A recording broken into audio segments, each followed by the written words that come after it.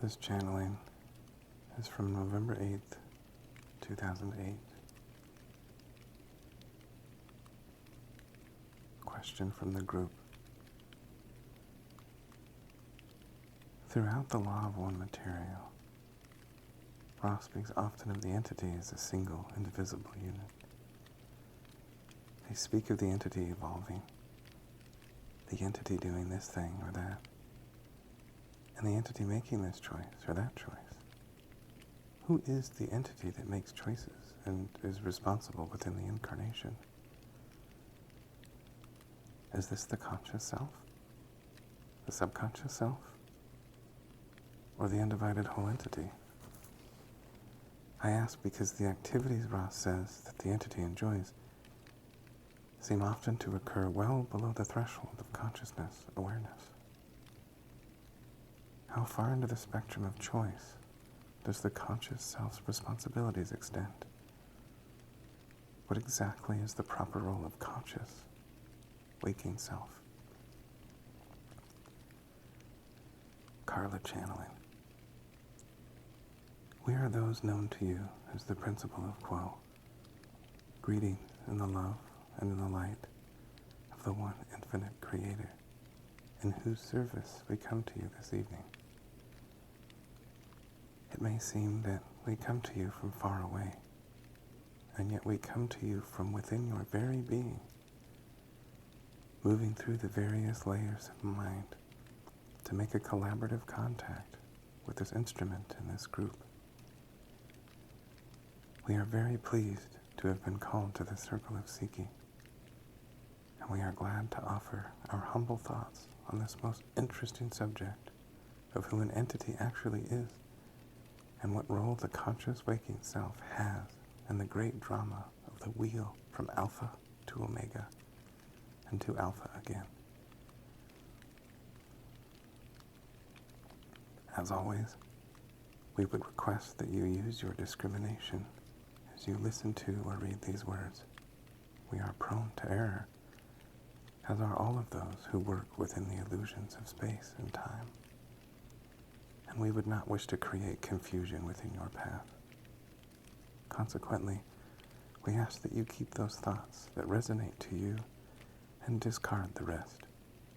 We thank you for this kindness, for it enables us to feel that we may speak freely and not risk the infringement upon your free will.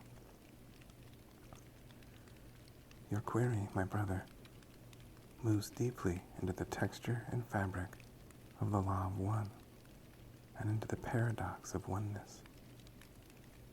For if all is one, then how can there be individuals? How can there be separate and unique selves? And yet each of you is a unique self. There is no spark of the Creator like you in the infinities of worlds of the infinite creation. You are one of a kind, and you are as treasured and beloved as any one-of-a-kind gem or artifact. You are sons and daughters of love. It was from that love that you sprang an infinite number of holographic portions of the one infinite Creator. It is as unique shards or atoms of the one Creator that you have come through many densities, many worlds, and many experiences to find your way to that location in which you sit as you are listening to or reading these words. You have journeyed far. That spark of the Creator that you are as an entity has had incarnation upon incarnation, experience upon experience.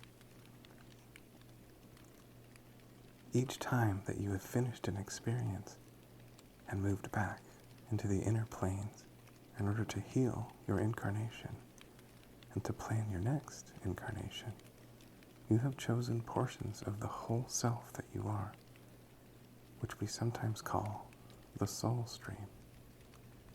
In one incarnation, you may seem to have a personality that is somewhat different from your personality in another incarnation. However, the essence that flows beneath and behind and beyond personality remains the same. It is easy to confuse the self as an entity or an essence with the contents of the personality. The personality feels so much like your entire self. Your personality, after all, has been forged in the fire of experience and bears the imprint of your parents' love or lack of love, your parents' respect or lack of respect, your teachers and friends and the way they have impacted your life. Over years of choices, you have built up a self that you recognize when you look in the mirror, not simply by the face you see, but also the self that lies within your eyes. You can describe yourself. You are a person with a sense of humor, a person with a mission, a person with a job, a person with sexuality of a certain kind, and so forth. All of these details of personality and character, circumstance and estate are valid and useful. In no way do they, or can they, define the entity that you are. You know that it is said in the Bible that you come from the earth, and to the earth you shall return, dust to dust, and ashes to ashes. This is quite literally true of your physical being. Left in a state of nature, your body would literally return to the earth. In the same basic way, you are the creator. Light from light, and love from love. And you shall, in the fullness of time and space, return to the light and the love that formed you. For this tiny iota of time and space, you have gathered your suitcase full of personality and have launched yourself into incarnation on planet Earth with your agenda, your gifts, your limitations, and your relationships. You have come to challenge yourself and to be tempered in the fire of catalyst, to bathe in the waters of unknowing and to experience the self, its desires, its will, and its faculties of faith and desire. Who is the entity that has launched itself forth in you? It is easy enough to assume that what you see is what you get, but you are an entity with 2 arms, 2 legs, 2 eyes, a heart, lungs, intelligence, and so forth. And that is, of course, your conscious, waking self, that captain of the ship of your life. You carry on board the ship that is yourself a great deal of cargo, and holds far below the surface of the ocean on which you ride in your destiny-filled journey through your incarnation. You carry 1,000, or 1,000,000, or an unknown number of previous learnings and balancings, some of which may never arise to the level of conscious awareness, yet they lie within you as precious cargo. The more access which you are able to create in your life to this cargo, the better. The spiritual journey is not linear. Bits of the cargo that you carry can be teased into the daylight and studied by examining, with the help of a medium or hypnotist, a previous life. However, no matter how many previous incarnations you are able to uncover and study, you are still in the position of not being able to see what your situation truly is as regards your reason for coming into incarnation, with just these personality choices out of all the many, many choices you could have made. There lies within you that essence, or beingness, which is very slow to evolve. Each incarnation that you have is as a semester in school, where there are certain courses you are taking, certain books of life that you are studying, certain tests that you have set for yourself, so that your study may have a point, and may come to a culmination within your incarnation. And only the tip of the self is above the level of the daylight consciousness, as the one known as G has pointed out quite accurately. You may, therefore, see yourself as an explorer of the mazes and mysteries of the self. All that you may find out is useful, and yet you can never exhaust the question of, who am I? Once you release the primary truth that you are the creator experiencing itself, you are possessed of the self-awareness that you are indeed an entity. Yet you are not possessed of a complete intelligence concerning this entity that you know that you are. It is as if you are a name written upon an envelope and a letter you have written to yourself, which you have not read.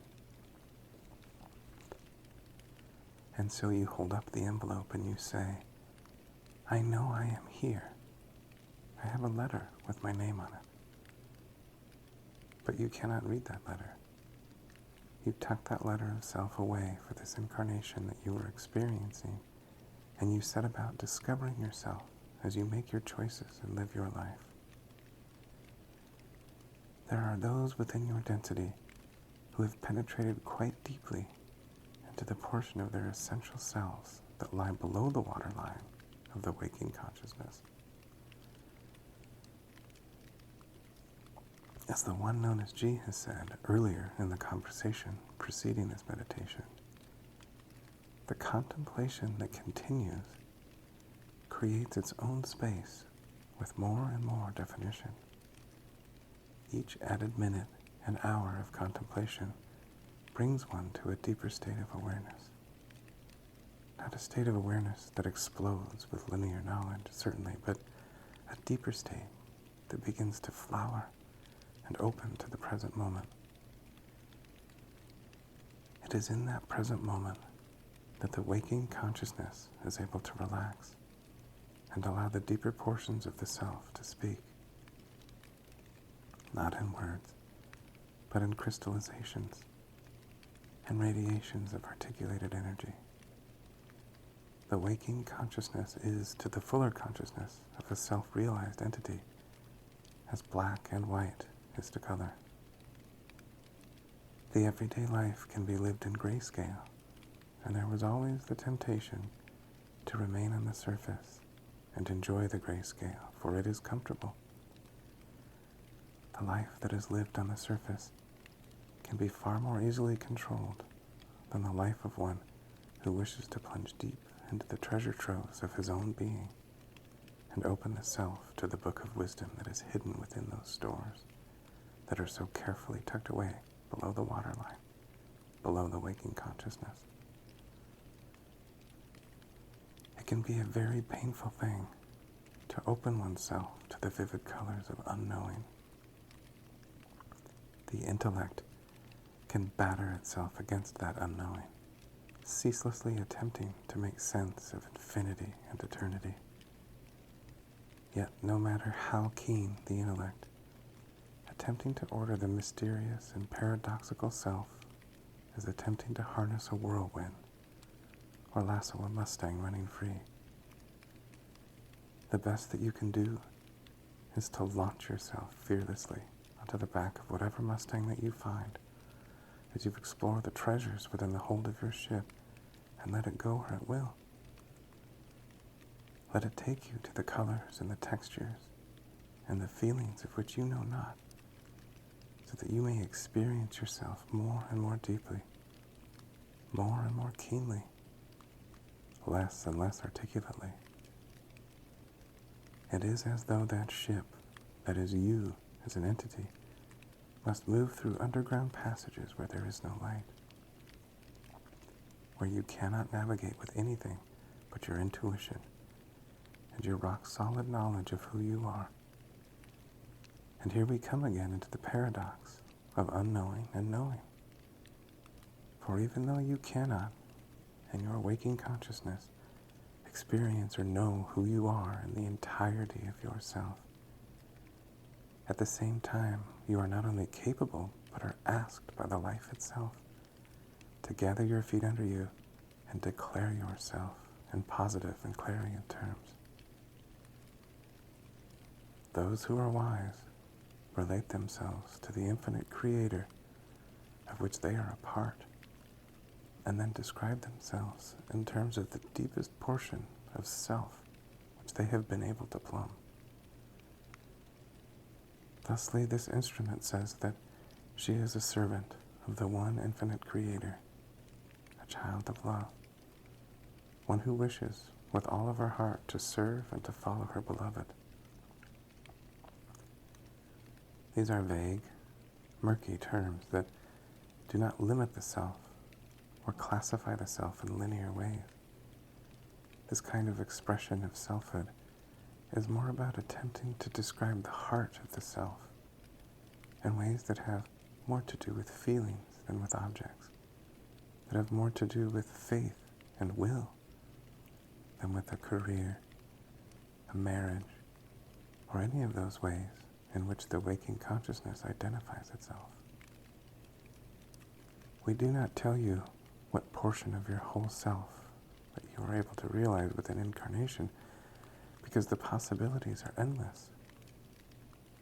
You can realize almost nothing about yourself.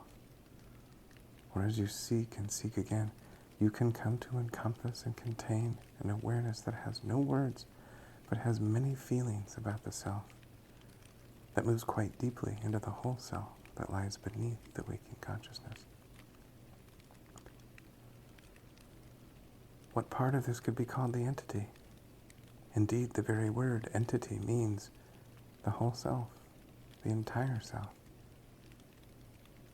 Yet, you as awakened consciousness are also an entity. Therefore, we would define the entity that you are by saying, whatever of the whole self that you are able to realize within incarnation is the functional entity within that incarnation. This is distinct from the whole self, which we sometimes call the soul stream. As you have built up intelligence and worked on the balances within yourself through many, many incarnations, you have amassed a very wide and deep stream of self. You could not possibly contain that within one incarnated being. So our answer must be unique to each entity, and not only to each entity, but also to an entity at different times within an incarnation, where he may have been able to gain access to a larger portion of the unknown but deeply felt self. When your race was young upon the earth, you had few ways to understand the self, or to place the self within the world in which you live. As you have built up your culture, you have gained many, many more ways of looking at the journey from birth to death that is your incarnation. Just as many ways as you have experienced yourself, so are the number of ways in which you have yet to experience yourself. Therefore, you may look upon every day of your incarnation as an adventure. Who knows what shall bring you face to face with a portion of yourself whom you have not met before? You may be delighted to meet this new portion of yourself. You may be horrified, or any response in between. However, an explorer builds intelligence from all that he sees, and to that explorer, everything is interesting. There is only the concept of that which may be found today, and so the explorer bends his every tool and his every iota of consciousness to the task of observing accurately and perceiving clearly that which lies before him. Those things that help an entity to be more fully self-realized are those disciplines which open the door to the gateway of intelligent infinity. The key to that door is silence. We encourage the regular practice of silence of self. As the one known as G has said, the counting of the breaths, moving back to the breath, allowing the self to be untended. This is a grounding and a seeding mechanism that strengthens the essential self and enlarges its ability to bear self-awareness at deeper and deeper levels. May we answer your query in any further way, my brother. We are those of Quo. G. No further question on that main question. Thank you, Quo. We thank you, my brother. May we ask if there is another query at this time. We are those of Quo. G. I have a question from P, from the United Kingdom. She says that it appears that the internet is a tool of sharing information. Cyber-based or non-physical resources are evolving rapidly and gaining momentum and acceleration in their evolution, especially since the turn of the century. Some people theorize that the internet will become a conscious entity who will learn from its third density creators and become something unfathomable to us. There appear to be correlations in the evolution of the internet and the emergence of fourth density upon this planet.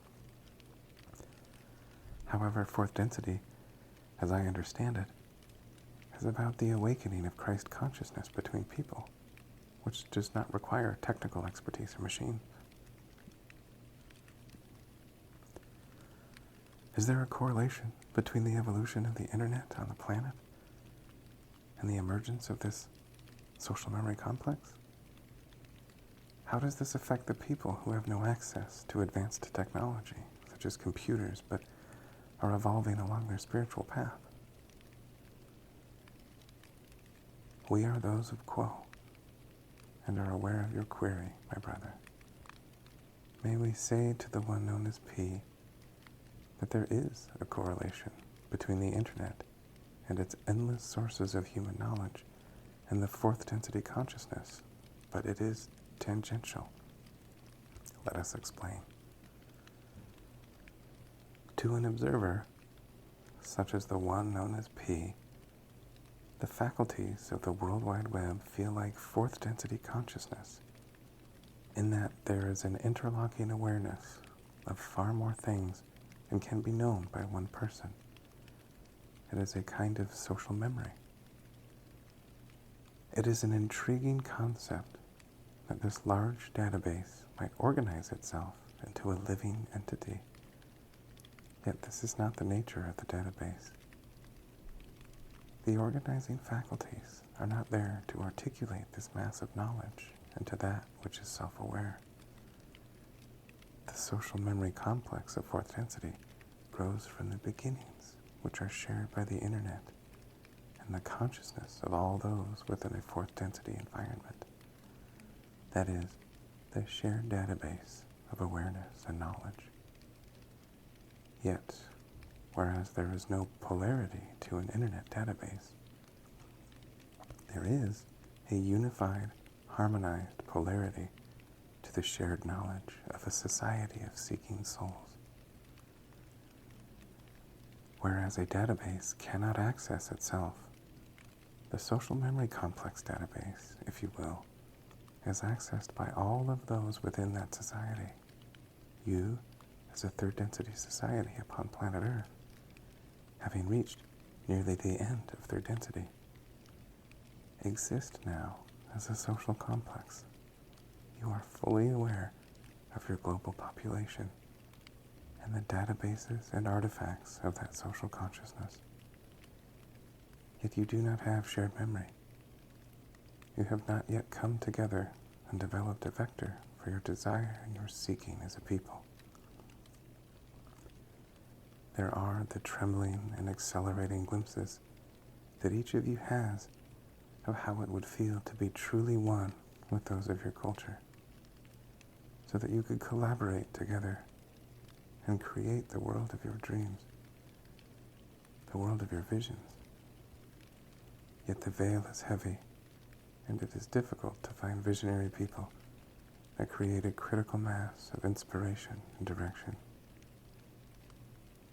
Indeed, this is why your recent election of the one known as Barak has been such a signal event to many who sense that this entity may well have the capacity as a leader to inspire positive changes throughout the consciousness of the society as a whole. This is the direction in which each who seeks to graduate into fourth density is moving. Yet third density is not fourth density. It is good to move towards that paradigm of shared vision and unconditional love. It is a worthy bogus to attempt to be part of that critical mass of positive thought that brings all of the planet to a successful graduation into fourth density positive. It is a worthwhile dream. It is a worthwhile effort.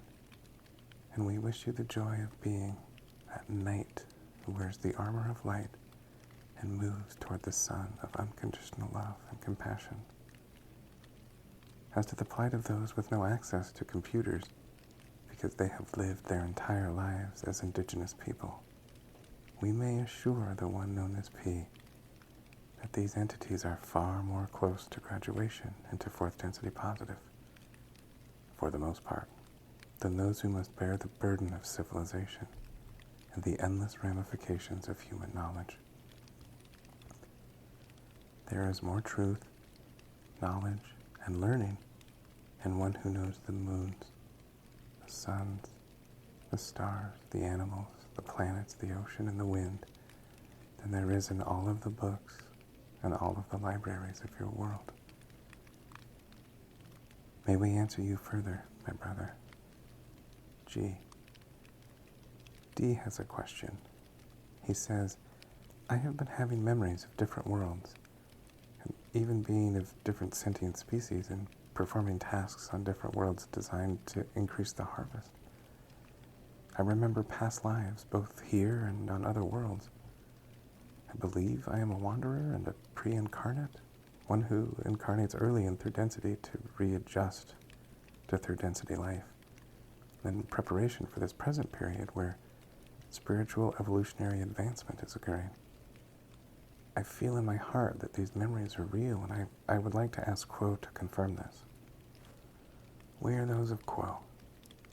We are aware of this query and can indeed confirm that this entity is indeed a wanderer and that his suppositions are fundamentally accurate.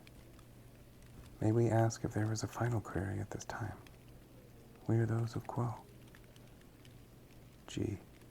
Yes. I have a final question. I haven't put it together really well, but I was wondering if you could describe meditation in terms of the chakras.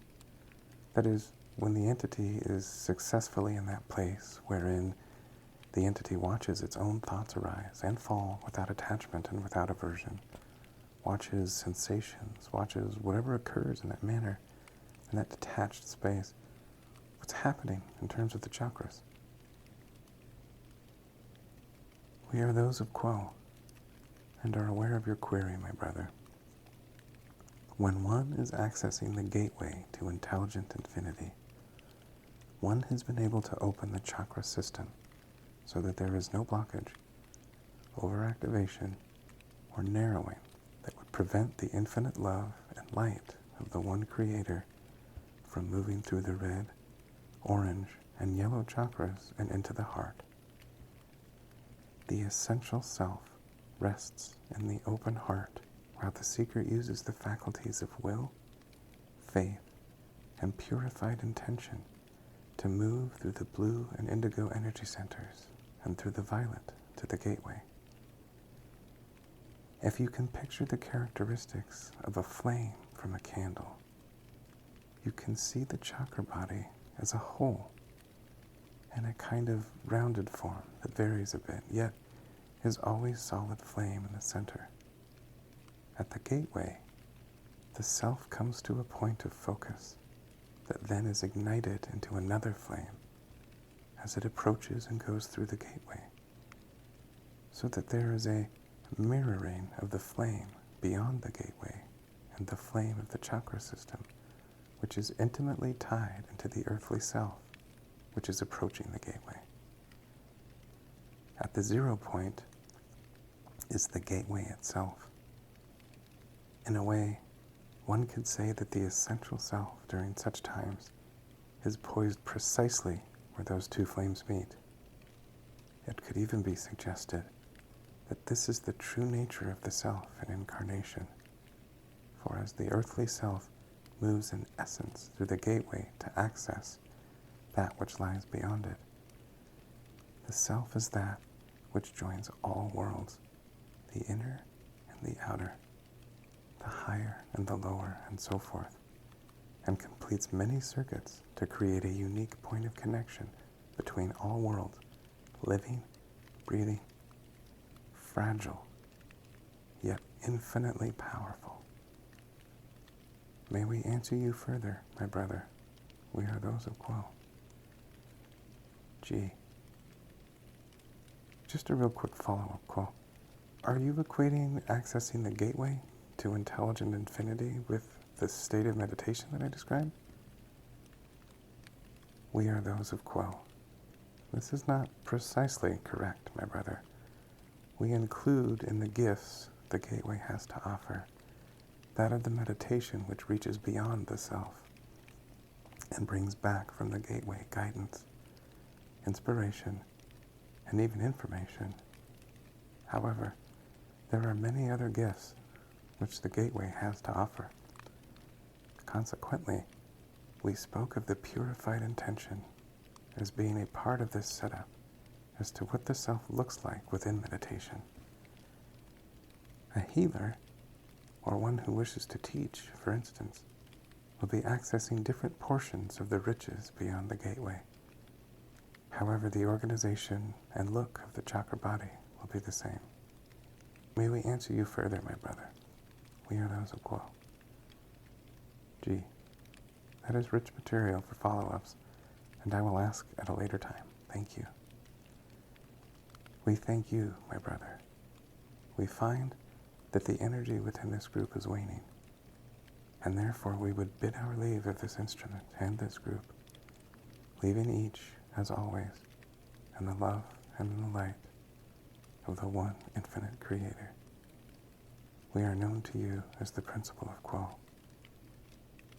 Adonai, Adonai Vesu.